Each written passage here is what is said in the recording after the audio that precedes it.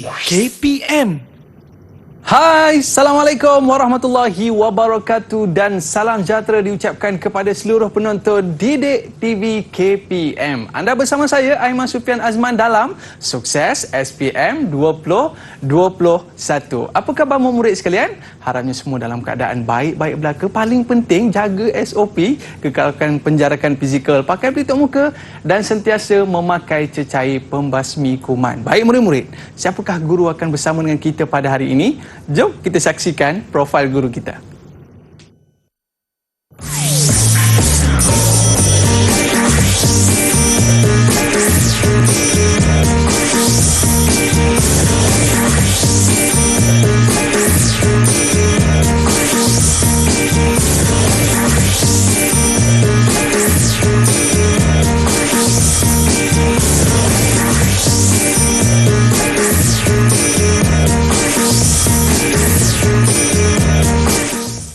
Baiklah, kita bersama dengan Cikgu Malisah Zainul. Assalamualaikum Cikgu. Waalaikumsalam Aiman. Cikgu apa khabar? Baik, Alhamdulillah. Nampak Cikgu cantik pada hari ini.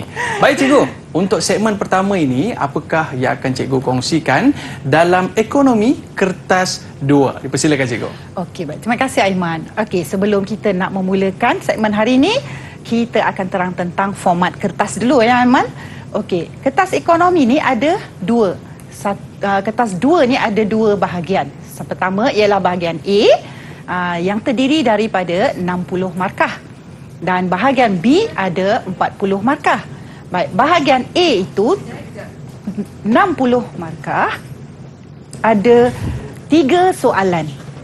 Okey, setiap satu soalan ada 20 markah. Dan bahagian B ada 4 soalan, tetapi hanya perlu jawab 2 soalan saja, dan seperti bahagian A juga setiap soalan 20 markah. Jadi jumlahnya Aiman, bahagian A 60, bahagian B 40, 100 markah. Baik. Dan sebelum kita nak terus lagi, kita akan memperkenalkan kata tugas. Kenapa ya Aiman? Sebab kata tugas inilah yang memandu calon untuk menjawab cara macam mana, apa kehendak soalan. Jadi kita tengok slide ni. Okey, kata tugas ni adalah mengarah, memandu calon memberi jawapan yang sejajar dengan kehendak soalan. Jadi, ada banyaklah kata tugas yang biasa digunakan. Daripada 16 ni, kita biasanya akan gunakan 3 tu yang paling popular, iaitu terangkan, huraikan dan jelaskan. Jadi kita akan dengan lebih lanjut nanti mengenal bagaimana cara-cara menjawab setiap kata tugas ini berdasarkan contoh-contoh soalan yang saya telah pilih. Ni kata tugas popular cikgu untuk bahagian A. Yang 3 yang kuning tu. Yang kuning tu. Yang lain-lain ni adalah juga ya. Tetapi yang biasanya yang banyak tu 3-3 itulah.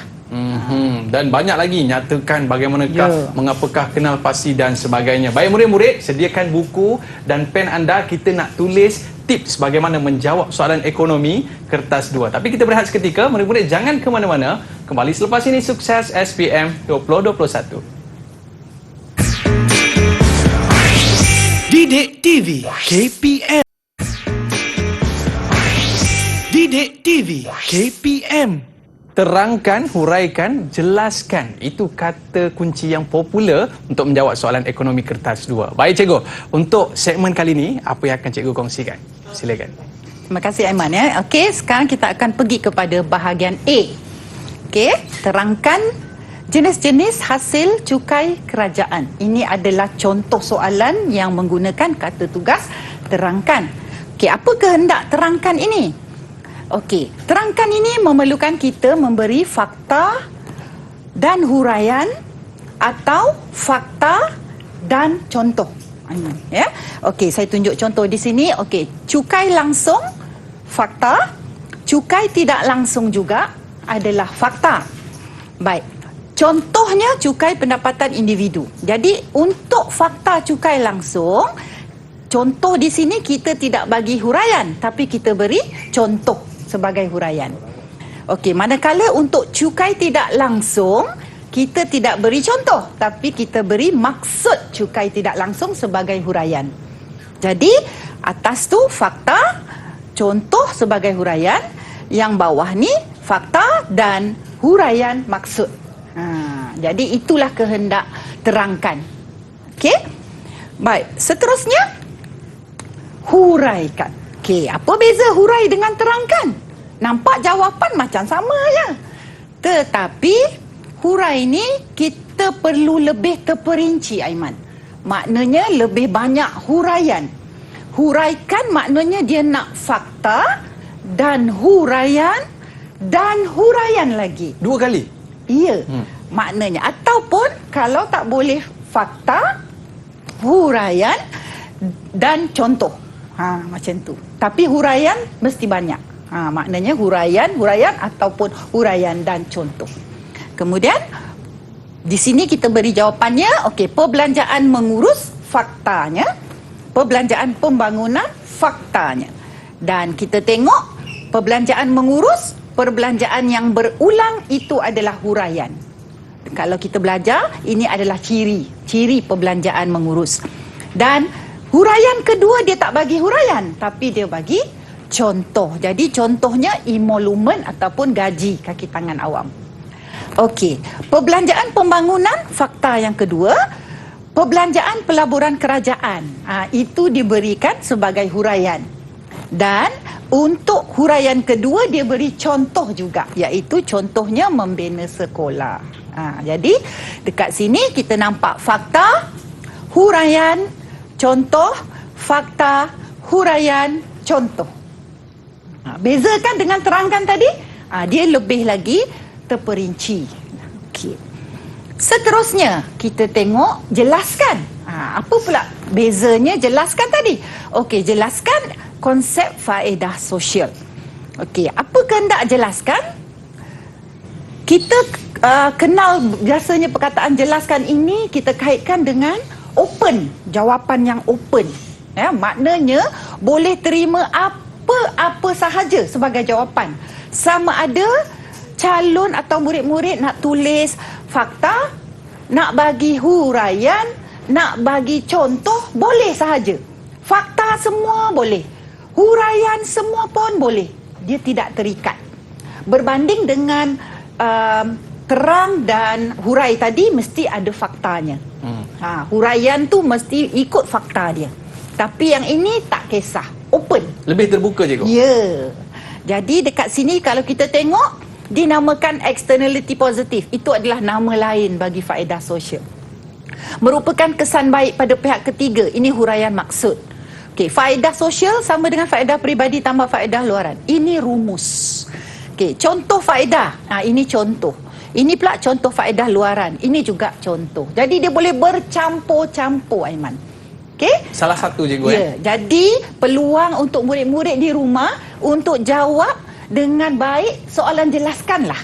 Sebab apa-apa sahaja yang teringat, tulis. Boleh ditulis dan dapat markah. Okey. Baik, seterusnya kita pergi kepada nyatakan. Okey, jadi maklumat ni berkaitan dengan imbangan pembayaran. Okey. Jadi dia kata nyatakan jenis imbangan dagangan. Apa kehendak nyatakan ni? Nyatakan ni dia nak jawapan yang spesifik. Jawapan yang tertentu, iaitu dalam kes soalan ini dia nak jenis imbangan dagangan. Jadi dekat sini kita nampak ada banyak butiran. Imbangan dagangan, akaun semasa, modal dan keuangan, kesilapan, ketinggalan, aset reserve. Tapi untuk nyatakan jenis imbangan dagangan, kita hanya perlu tengok imbangan dagangan sahaja yang berkaitan. Di sini nombornya, angkanya bernilai positif. Iaitu 108,891 juta. Jadi, imbangan dagangan jenis ini adalah imbangan dagangan positif. Atau nama lain dia, lebihan. Jadi, kita nak hanya imbangan dagangan apa, jadi nyatakan beri apa jenis imbangan. Itu sahaja. Positif. Tidak. Ya. Okey. Seterusnya, bagaimana? Okey. Bagaimanakah Bank Pusat menstabilkan nilai mata wang negara? Apa kehendak bagaimana ni? Okey, semua huraian diberi mestilah cara-cara, langkah-langkah. Sebab dia bagaimana kan? Jadi cara ataupun langkah-langkah ataupun tindakan-tindakan yang bank pusat ambil. Jadi dekat sini bank pusat cara pertama mewujudkan sandaran minimum, iaitu dalam bentuk reserve emas dan mata wang asing. Okey. Manakala cara kedua, bank pusat juga mempengaruhi pasaran wang asing. Contohnya, jika nilai ringgit Malaysia jatuh, bank pusat akan membeli ringgit Malaysia supaya nilainya naik balik. Kan? Yang seterusnya, bank pusat juga mengawal kadar inflasi. Jadi kalau inflasi terlampau tinggi, nilai wang kita tak ada nilai kan? Jadi sebab tu dia kawal. Jadi hal ini supaya penawaran wang tidak berlebihan dalam pasaran. Sebab kalau banyak, kita punya nilai wang akan jatuh. Okey. Jadi ini adalah bagaimana. Ikut point je ke Ya. Maknanya susun ikut point je ke? Ya. Cara. Ini huraian lanjut kepada cara. Okey. Dia tidak ada fakta lah. Sebab ini cara. Langkah-langkah tindakan tu juga. Baik, seterusnya mengapa? Mengapa ya? Okey, kita baca sikitlah ni petikan ni. Okey, maklumat di bawah berkaitan dengan aspek externality. Timbalan Ketua Pengarah Penyelidikan dan Pembangunan Teknologi Dr. Muhammad Nur Muhammad Yunus berkata cadangan membina loji nuklear di negara ini masih pada peringkat kajian orang ramai. Mengapakah loji tersebut perlu dibina? Aiman rasa kalau mengapa ni nak bagi tahu apa? Saya rasa mungkin kena nyatakan sebab lah cikgu. Ya, betul ke? Bagus Aiman, boleh dapat A lah. Okey, mengapa ni mesti bagi sebab. Ya, jadi semua huraian dia merupakan sebab-sebab ataupun faktor-faktor. Di sini dalam kes soalan ini, mengapa loji itu perlu dibina? Sebab-sebab tu adalah kebaikan dia. Sebab-sebab yang baik lah kan, sebab perlu dibina. Kalau dia kata tak perlu bina, mesti sebab-sebab tu sebab yang buruk. Jadi di sini kebaikan, kelebihan loji itu jika dibina. Pertama, mewujudkan peluang kerja. Yalah, bila loji tu kita bina, banyaklah pekerjaan perlu. Kemudian bekalan tenaga akan jadi lebih banyaklah sebab loji ni menghasilkan tenaga kan. Kemudian bekalan tenaga akan sentiasa ada, tak putus. Meningkatkan taraf hidup. Dan 4, meningkatkan kecekapan dan produktiviti. Ya.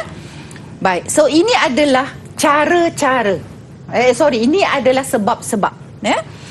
Baik, seterusnya hitungkan. Okey, baik. Hitungkan ini kita perlu ada angka-angka lah. Jadi kita baca sikit soalan ni lah. Okey, maklumat di bawah menunjukkan kos pengeluaran sebuah firma.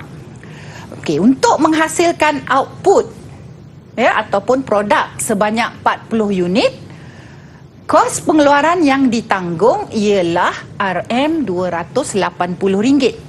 Apabila firma menambah output menjadi 50 unit, kos pengeluaran meningkat sebanyak 20%. Jadi dekat sini trik dia ialah dia tak letak angka tau. Dia letak persen, peratus. Jadi kena kira lah dari 280 tu berapa kenaikan berlaku terhadap kos pengeluaran. Ya? Okey, jadi dia kata hitungkan kos marginal bagi output unit ke 50. Jadi kos marginal ni maksudnya kos yang bertambah akibat dari pertambahan pengeluaran. Okey. Jadi dekat sini apa kehendak hitungkan? Hitungkan ni dia nak rumus jalan kerja jawapan. Ataupun ada setengah cikgu cakap rumus tu formula lah. Formula. Formula Formula jalan kerja jawapan. Hitung ni maknanya mesti lebih daripada satu jalan kerjanya. Ya. Okey, jadi dekat sini perubahan jumlah kos bagi perubahan output rumus. Kemudian angka RM336 tu. Okey, macam mana dapat nanti? Sebab pelajar tadi dah tengok kan? Okey. Jadi kalau kita mengira selalunya jawab soalan ini saya suruh murid saya tuliskan di kertas lain, ya. Output kemudian jumlah kos. Okey, bila dia kata 40, jumlah kos 280. Bila naik kepada 50 output, dia kata kita tak tahu bertambah berapa kan? Betul. Tapi dia kata 280 naik 20%. Betul? Betul. Berapa 280 naik 20% ni? So sama dengan 56 unit. Maknanya perubahan ini adalah 56. Jadi kalau kita nak tahu berapa jumlah kos pada 50 output, tambah je lah ni. Kan? Dapatlah dekat situ 336. Okey, dengan menggunakan rumus tu cikgu ya. Jadi dekat sini kita kena cari juga berapa perbezaan dia. Perbezaannya 10 sebab 50 tolak 40 kan. Jadi ini 10, ini perbezaannya 56. Jadi rumusnya begitulah. Jadi sebab tu bila kita perubahan jumlah kos, kita tengok 336 tolak 280 bahagi 50 unit tolak 40 unit. Jadi 56 bahagi 10, jawapannya RM5.60. Maknanya kalau murid-murid follow rumus cikgu, maknanya mereka akan dapat jawapan. Ya, tapi cuma dia trik kat sini, dia tak bagi 336 ni. Dia bagi persen naik berapa. Jadi kita kira dululah 280 darab dengan 20%. Dapat 56.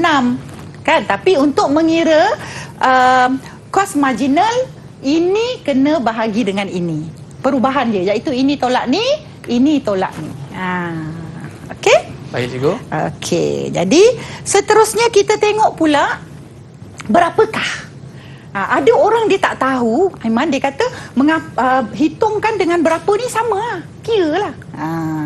Sebenarnya tidak. Kehendak tadi kan kita kata kehendak soalan. Jadi kehendak berapa ni tak perlu rumus, tak perlu jalan kerja. Dia nak jawapan terakhir satu je. Terus? Ya. Kalau murid nak buat di luar.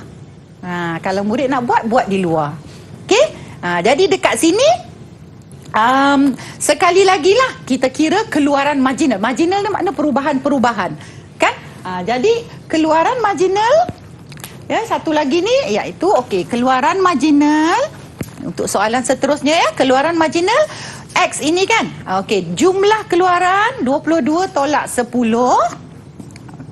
Jumlah keluaran perubahan bahagi dengan perubahan input. Jadi kita tengok dekat sini, input tu buruh lah. Dekat sini buruh. Jadi dekat sini, dekat X ni perubahan jumlah keluaran 22 tolak 10. 22 tolak 10 bahagi input berapa? 2. 2 tolak 1 je. Ya, betul Aiman. Bagus. Jadi sama dengan 12 bahagi 1 sama dengan 12. Sebab tu jawapan dia 12 unit. Jalan kira tak perlu cikgu? Tak payah. Baik. Kira kat luar je. Lepas tu tulis jawapan akhir sahaja. Terima kasih cikgu. Jadi ini teknik ataupun tips yang cikgu berikan, formula kena hafal dan memudahkan kita untuk menjawab soalan. Kita berehat seketika cikgu. Ya. Murid-murid jangan ke mana-mana, kembali selepas ini. Sukses SPM 2021 Pecutan. Didik TV KPM. TV KPM. Anda bersama saya Aiman Sufian Azman dalam Sukses SPM 2021 dalam mata pelajaran Ekonomi Kertas 2. Baik cikgu, untuk segmen kali ini, apa lagi tips yang akan cikgu kongsi bersama dengan murid-murid kita di rumah sana? Terima kasih Aiman. Baik, kita sambung lagi kata tugas bahagian A. Bandingkan antara dasar fiskal dan dasar keuangan. Bandingkan ni kena ingat baik-baik, kena ingat betul-betul sebab dia ada dua jawapan. Mesti ada dua jenis jawapan. Yang pertama persamaan, yang kedua perbezaan. Baik. So, persamaannya di sini ialah digunakan untuk mengawal kestabilan ekonomi. Ya. Kedua, merupakan dasar makroekonomi. Ketiga, mempengaruhi kuasa beli atau permintaan agregat. Keempat, mempengaruhi penawaran wang dalam ekonomi. Habis, ini adalah jawapan pertama. Mesti ada dua tadi kan Aiman? Saya kata dua. Jadi, ini jawapan pertama. Baik, jawapan kedua, perbezaan. Ya, okey. Perbezaan kita biasa buat dalam jadual. Ya. Dasar fizikal dirancang melalui bajet negara. Dasar kewangan dirancang oleh Bank Negara Malaysia. Tujuan mencapai pertumbuhan ekonomi mampan. Dasar kewangan, tujuan mengawal kestabilan harga. Dasar fiskal menggunakan alat iaitu kadar cukai dan perbelanjaan kerajaan. Alat dasar kewangan menggunakan kadar faedah atau reserve tunai, reserve berkanun atau syarat sewa beli dan surat jaminan kerajaan. Tapi cukuplah kita letak mana-mana satu pun alat cukup. Okey. Jadi saya ulang balik sekali Aiman ya. Untuk banding mesti ada dua jawapan. Satu persamaan, satu perbezaan. Ramai murid bila saya tanya, ingat tak apa banding dengan beza soalannya? Kalau saya kata bezakan dasar fiskal, dasar kewangan. Dengan bandingkan dasar fizikal dengan dasar kewangan. Sama tak? Mereka jawab, sama cikgu. Alah. Luluh hati saya, letih fras saya. Okey, jadi sekarang saya ingatkan sekali lagi. Banding dua jawapan. Persamaan, perbezaan. Beza, beza je lah. Okey? Tapi kena ada 3 poin ke cikgu? Kena, tak kisah. Ikut markah. Oh, ikut markah. Kalau baik. banyak, kita banyak lah. Kan? Okey. Jadi, lukiskan. Memberi persembahan berbentuk keluk atau graf bagi menggambarkan sesuatu perkara mengikut ukuran atau skala tertentu. Jadi ini ayat-ayat skema lah. Saya buat yang kuning ni ayat tak skema. Ayat yang senang nak faham. Okey, satu mesti skala sekata. Okey, kejap lagi saya tunjuk tu macam mana skala sekata yang selalu jadi perangkap pada murid-murid tak dapat markah sebab skala tu salah. Okey, kedua, paksi dan keluk dilabel dengan lengkap. Apa maksud lengkap saya akan tunjuk, iaitu nama paksi dengan unitnya mesti ada. Iaitu keluk DD ada dia punya DD SS, nama keluk. Dan mesti ada origin. Origin tu apa? Asalan, titik kosong tu dekat graf tu. Okey, jadi kita tengok sini kan. Okey, dari segi harga 1, 2, 3. Cantik skala dia. Cantik, ngam kan? 1, 2, 3. Selang satu, selang satu. Keurutan. Ya. Tapi cuba tengok kuantiti dia minta. Apa masalah dia kat sini? 2, 4, patutnya 6. Tapi dia bagi 7. Macam mana ni cikgu? Skala tak sekata lah tu. Jadi kita kena lukiskan ikut skala yang sekata. Okey, jadi dengan menggunakan kertas graf, lukiskan. Apa kehendak lukis? Ikut skala. Okey, betul kan skala dia tu? Okey, jadi kita tengok cara lukis. Jadi untuk tujuan, tak semestinya ada ABC titik ni ya Aiman, tapi untuk tujuan saya nak tunjuk cara lukis keluk sekali, terlanjur ni saya gunakan titik ABC lah. Dan kalau soalan keluar pembentukan, maka titik ABC ni sangat perlu. Memudahkan tapi ini sebab soalan tu lukis sahaja, tak perlulah. Tapi untuk tunjuk, saya pakai ABC ya. Okey, kita tengok skala ni tak ada masalah. Okey. 0, 1, 2, 3 harga dalam RM. Okey, apa maksud titik asalan? Itu 0. 1, 2, 3 skala sekata. Label paksi, harga ada dalam kurungannya ringgit Malaysia. Oh, itu penting cikgu. Ya, kalau awak letak harga je, mungkin US dollar. Betul juga. Mungkin rupi. Jadi sebab tu pentingnya ringgit. Okey, skala ni ini semua paksi tak ada masalah, paksi harga. Paksi kuantiti ada masalah. Tadi kan 2, 4, 7. Kita kena letak ikut skala 2, 4, 6. Jarak tu kalau dalam kertas graf 5, 5, 5 kotak tu kan. Mesti 2, 4, 6. 5 kotak, 5 kotak, 5 kotak tu 6. Ataupun 10 kotak, 10 kotak, 10 kotak, 2, 4, 6. Tapi 7 sebelahnya lah. Oh, sebelah dia je? 7 dekat lah. Tak boleh kita letak 7 dekat tempat nombor 6. Itulah yang selalu murid-murid buat. Dia buat 2, 4, 7 kat sini. Tak sama lah cikgu ya. Ya, jadi skala tu jadi salah. Sebab jarak antara 0 ke 2, 2. Jarak antara 2 ke 4, 2. Tapi jarak antara 4 ke 7, 3. Takkan jaraknya sama juga. Okey? Jadi dekat sini kita cuba plot lah titik A. Titik A harga 1, kuantiti 7. Tu dapat titik A.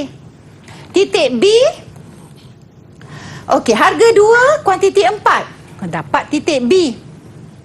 Harga 3, kuantiti 2. Dapat titik C. Okey, bagaimana kita melukis pembentukan kelok permintaan, iaitu dengan mencantumkan titik A, B dan C, iaitu dari A ke B, dari B ke C. Tak boleh kita letak pembaris dari titik A ke C. Sebab kalau Aiman tengok di sini, kelok tu tidak lurus. Dia bengkok sikit, pencok cikgu? sikit. Ya, pencong sedikit atau bengkok sedikit ke dalam.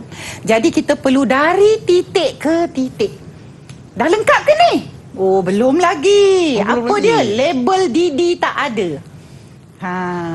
Sebab apa nama kelok ni? Namanya kelok permintaan ataupun kelok DD.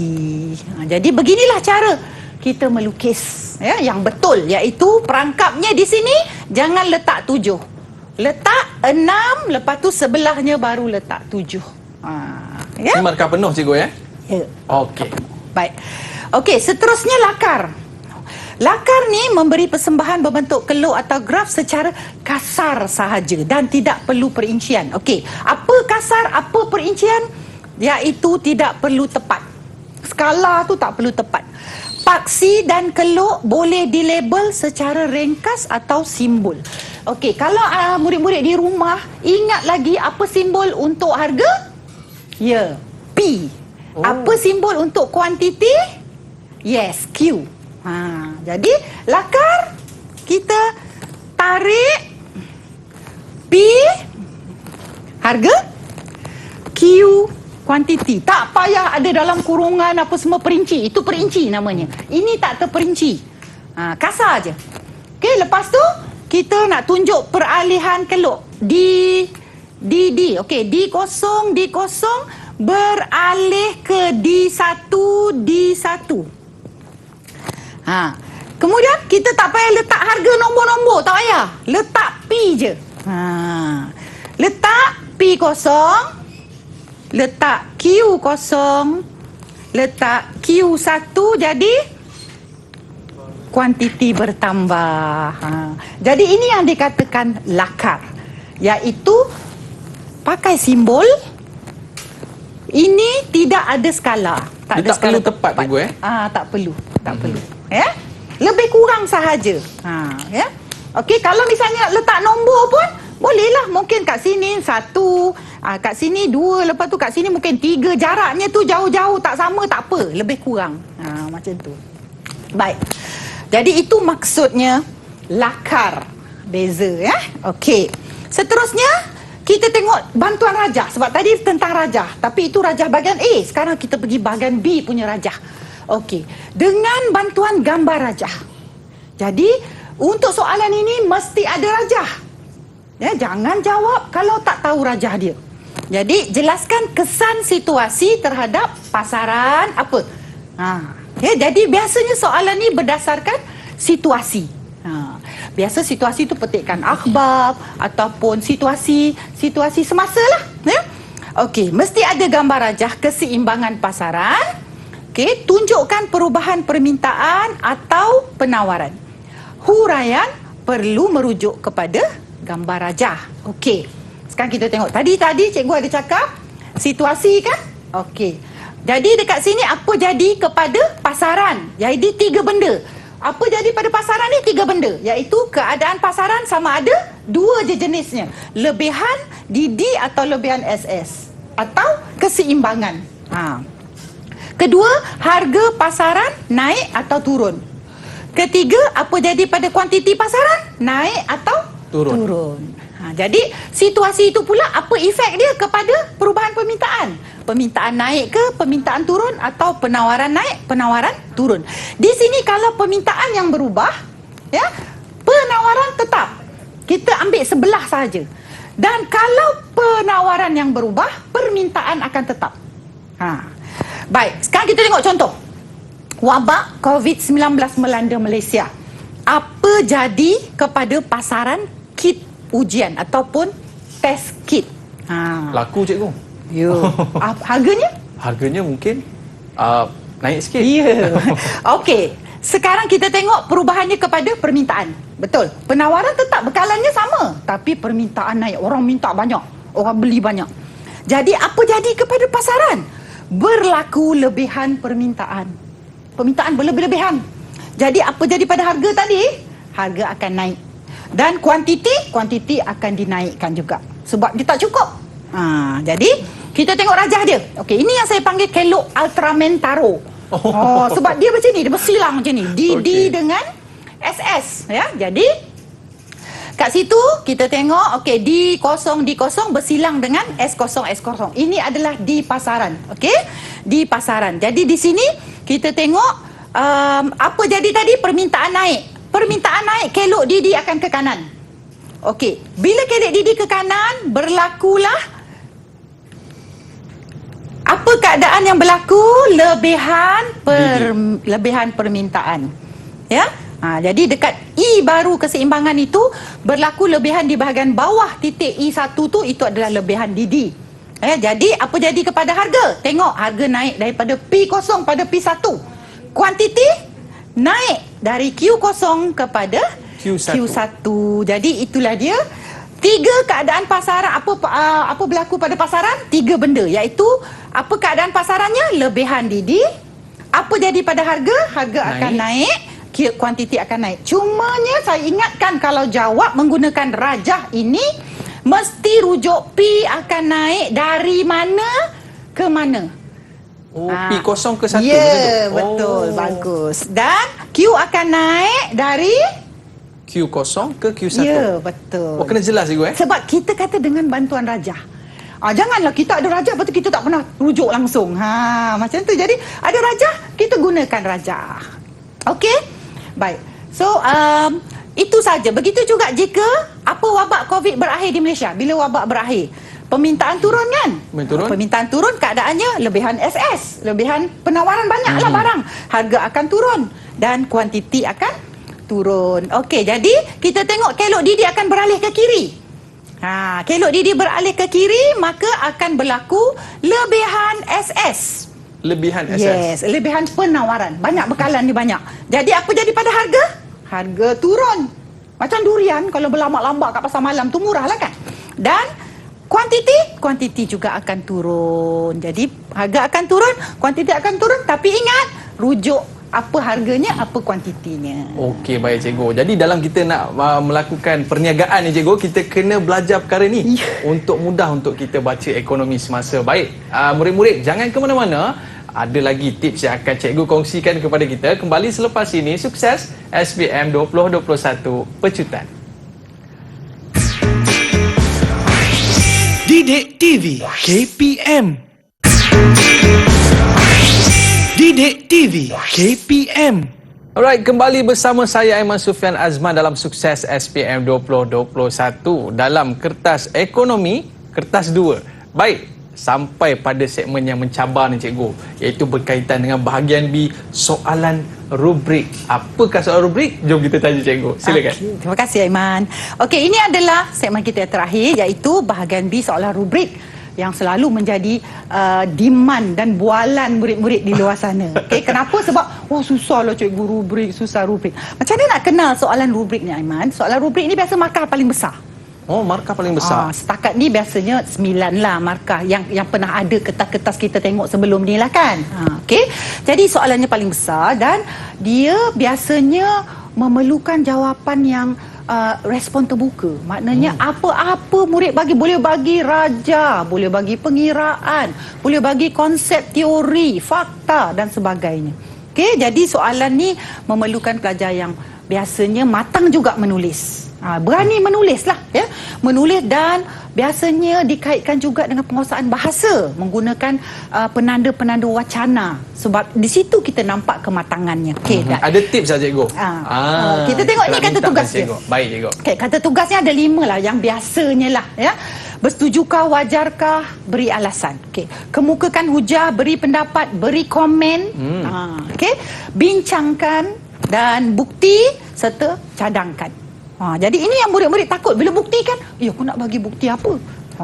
Cadangkan. Aku nak cadangkan apa? Aku bukan pakai ekonomi. Tak apa, jangan takut jawab. Okey, cikgu bagi kat sini tips dia. Tips saya. Satu, jawab ikut kata tugas. Macam bincang tu mesti 2 bahagian, iaitu ada pro dengan kontra. Okey, kedua, jawapan terperinci dan mendalam. Maknanya huraian dia mesti banyak. Tak perlu banyak fakta. Okey, ketiga, jawapan bukan 100%, bukan 100% daripada buku teks. Maksud dia bukan hafal-hafal saja. Ya, mesti berfikir. 4, berani beri pendapat. Terutamanya membangkang. Kalau rasa benda tu penyataan, ini macam tak betul, tulis kenapa dia tak betul. Ya. Okey, kemudian beri jawapan yang merentas tajuk atau fakta dari pelbagai tajuk. Maknanya kalau perlu soalan tu adalah tajuk 5 misalnya kan, peranan kerajaan. Tapi kalau boleh ambil daripada tajuk form 4, masukkan jawapan. Mana yang bersesuaian, tak kisah mana-mana tajuk. Kemudian beri contoh semasa dalam kehidupan seharian. Beri sokongan rajah dan pengiraan. Ini cikgu cakap tadilah, bila sesuai nak bagi pengiraan, bagi. Sesuai nak bagi rajah, bagi. Kemudian beri kesimpulan atau cadangan jika perlu. Baik. Perkara yang tak patut dibuat, yang patut dielak lah. Patut dielak. Tak patut buat. Okey, meramal atau spot tajuk. Kenapa tadi? Sebab cikgu cakap banyak soalan merentas tajuk. Jadi kalau awak duk harap benda tu soalan daripada bab 1 je, memang tak boleh lah. Bab 1 kemudian dia kait dengan bab 3, dengan bab 5. Okey, yang kedua, mengulang-ulang fakta atau huraian dalam jawapan. Okay, cikgu bagi contoh. Apa fakta ulang-ulang? Contoh, okey, yang pertama faktanya ialah peluang pekerjaan. Buka peluang pekerjaan. Tiba-tiba jawapan huraian tu ialah kadar pengangguran turun. Memanglah bila dah peluang pekerjaan, kadar pengangguran. Lepas tu bawah tu ulang lagi. Ramai penduduk dapat kerja. Aduh, ulang lagi. Kerja je. Itu jangan berulang-ulang. Walaupun ayatnya lain, tapi maksud dia sama. Okey, kemudian menjawab soalan yang lebih daripada arahan yang diberi. Jadi bahagian B saya kata ada 4. Jawab 2 je, jangan jawab 3 atau 4. Semangat cikgu. Nanti kita tak boleh tulis perinci. Bila tak terperinci, kurang markah nanti kan. Okey, 5, takut memberi idea atau pendapat cara sendiri. Maknanya kalau dia kata, apakah cara anda menangani inflasi? Mana aku ada cara? Macam tu. Takut nak tulis, tak jawab. 6, memberi 2 pendirian bagi soalan membuat keputusan. Okey, soalan membuat keputusan tadi ialah wajar, bersetuju. Jadi awak tak boleh jawab dua-dua. Okey, saya wajar kerana bla bla bla bla bla. Okey, seterusnya saya juga tak setuju. Aduh, tak boleh beri dua-dua. Mana satu je. Ya. Okey, seterusnya kita tengok. Okey, bersetuju tak setuju, wajarkah, ini soalan buat keputusan. Okey, kita tengok yang kuningnya. Perlu ada pendirian, wajar atau tak wajar. Kalau wajar, disokong dengan huraian kebaikan atau kelebihan.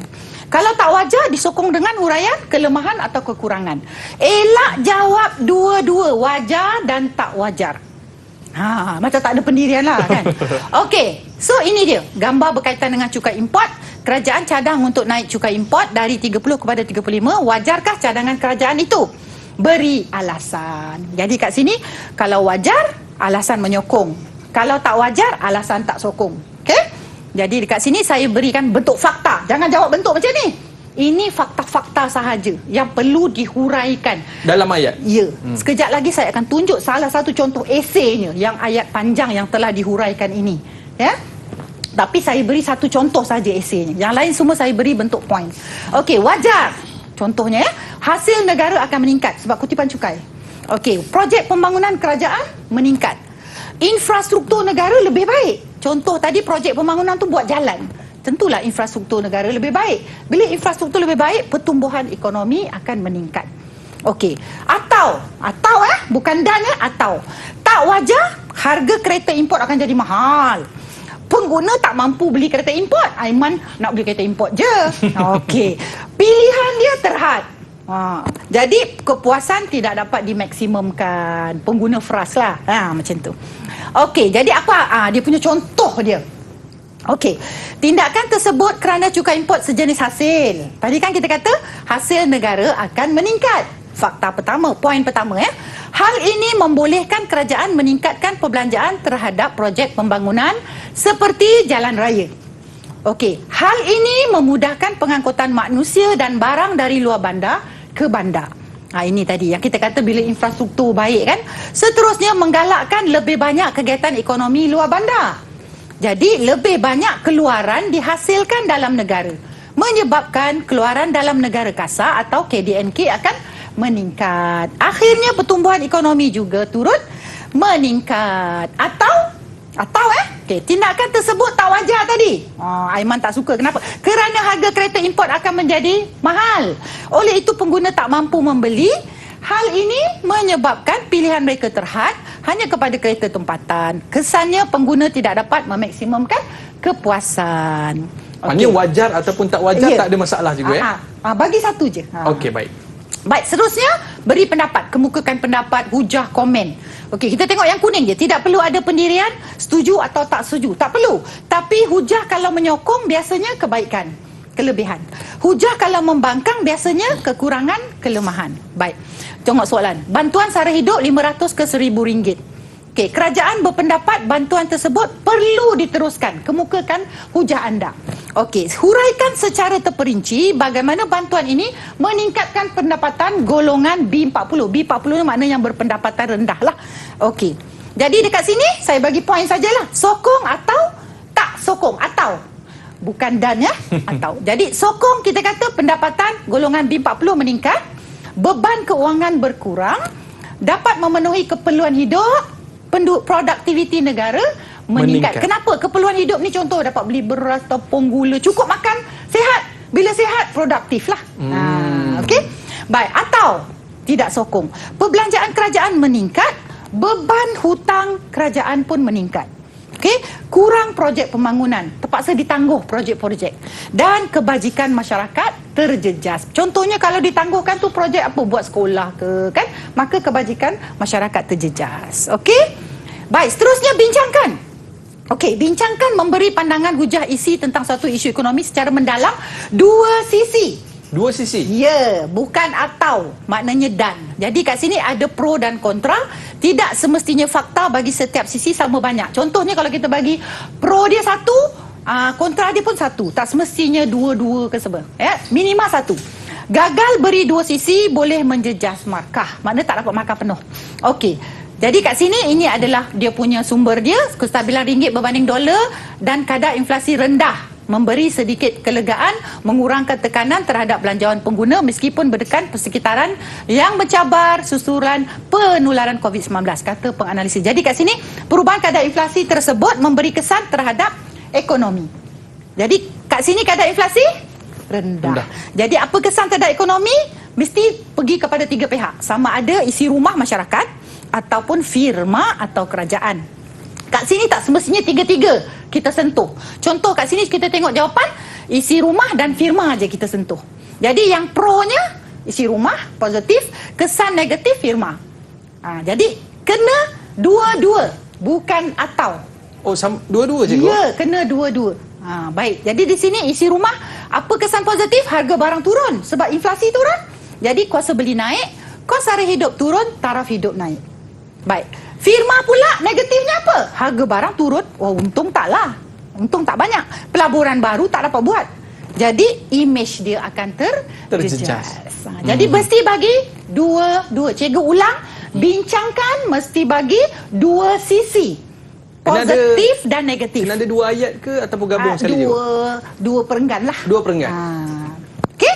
Kemudian buktikan. Okey, buktikan ini mesti bentuk tiga benda kita buktikan. Iaitu dalam bentuk pengiraan, atau dalam bentuk rajah atau jadual, atau dalam bentuk dapatan ahli ekonomi, hukum ke, teori ke, kenyataan akhbar ke, jurnal ke, jurnal ekonomi. Jadi dekat sini bukti ini yang selalu budak takut, murid-murid takut. Kenapa? Sebab tak tahu nak buktikan macam mana. Jadi kita akan apply saja apa-apa yang kita pernah belajar sebagai bukti. Maknanya jangan ikut tajuk dah. Ambil je mana-mana tajuk. Baik, seterusnya soalan. Okey, peningkatan upah mampu meningkatkan taraf hidup keluarga. Buktikan. Jadi kalau orang tanya, betul ke kalau upah naik, taraf hidup naik? Wah, macam itulah orang tanya bahasa mudah kan? Tak semestinya. Jadi kita buktikan. Okey, buktikan jika upah benar naik, taraf hidup naik. Beri huraian terperinci tentang teori upah benar, hubungan antara upah wang dengan harga purata barang dan kesannya terhadap taraf hidup. Baik, kita kena tahu kat sini, ya, bukti dia ialah upah wang naik, taraf hidup naik dengan syarat purata harga barang tak naik. Betul. Kalau kita punya gaji naik dari 1,000 ke 2,000 tapi harga barang naik, kita dapat beli banyak barang ke atau lebih sikit barang? Macam lebih kurang sama lah. Iyalah, baik tak usah naik gaji. Macam itulah. Jadi di sini kita kata upah wang naik dan purata harga barang tidak berubah. Barulah upah benar akan naik. Upah benar maksudnya jumlah barang yang kita dapat beli. Boleh shopping lebih sikit. Ya, betul. Jadi ini kena bagi bukti pengiraan. Bukti pengiraan, okey. Kemudian keperluan hidup dapat dipenuhi sebab upah benar naik tadi ni kan. Dan dah dulu tak mampu beli handphone kehendak, sekarang dah boleh beli handphone. Jadi kehidupan lebih selesa atau taraf hidup meningkat. Kita berjayalah buktikan dengan pengiraan. Okey? Baik. So, itulah sahaja yang cikgu nak bagi. Yang last kali ni cadang. Okay, cadangkan ni ialah bagi apa-apa sahaja cadangan tetapi mesti beri huraian. Okey, dan bila kita cadangkan ni kita perlu mengurangkan kesan kenaikan harga barang secara terperinci. Jadi, tengok sini berkongsi kereta pergi kerja. Macam mana kita nak kekang inflasi, wang dapat disimpan dalam bank, pendapatan meningkat, dapat menampung kos sara hidup. Baik, cikgu. Jadi banyak tips yang cikgu dah berikan kepada murid-murid kita di rumah. Mungkin ada sikit kata-kata semangat daripada cikgu untuk murid-murid kita di luar sana tu. Okey, sebagaimana yang cikgu cakap tadi, bahagian B rubrik ni jangan takut. Jawab, tulis sebanyak mana. Kadang-kadang idea-idea anda yang anda rasa macam tak logik, merapu tu, kadang-kadang dia boleh membawa kepada markah jawapan yang betul. Ya, jadi dekat situ jangan takut. Beri sahaja, tulis sahaja, jangan takut menulis. Jangan kosong. Ya. Okey, baik cikgu. Terima kasih Cikgu Malisa. Seronok kita dengar perkongsian tips daripada cikgu. Murid-murid, jangan lupa terus buat latihan. Ada rezeki kita jumpa lagi. Sukses SPM 2021 Pecutan. Jumpa lagi. Assalamualaikum warahmatullahi wabarakatuh.